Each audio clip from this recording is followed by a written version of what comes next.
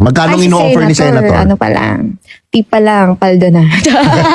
Tip pa lang, paldo na. Tip pa lang, paldo na. Magkano mag-tip si Senator? Abot ng 250 to 300.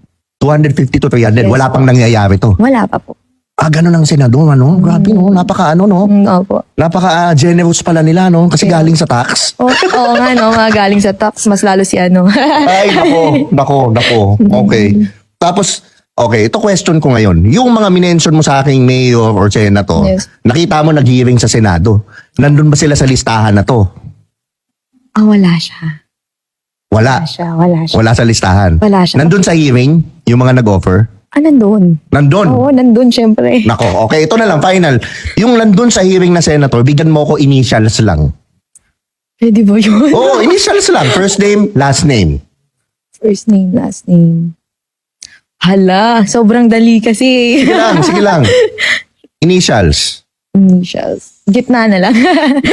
Initials. Okay lang. Ano siya? May Y. Y? Tapos ano yung last name? Hala, ang hirap na ito. Kinakabahan Hindi, first letter ng first name. O, sige. First letter. First name. R. R. Last name. Hala, wag na. First letter ng last name. First letter ng last. O, sige. Wag first letter. Last letter ng last Last name. letter. R ang first name, di ba? Opo. Last letter ng last name. F na lang. Ha? F. F ang last name. Opo. Yun ang last letter, yung elf? Hindi. Second, pangalaw. Pangalawa. Pangalawang letter ng last name. Opo. Okay.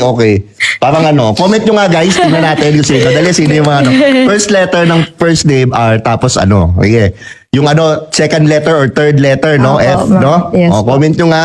Sige nga, hindi ko alam eh. Parang hirap pulaan. Oo, mahirap, no? Naku, grabe. Madali lang, sobra. Grabe yung mga talaga, senator, may yaman, sana all. Yan.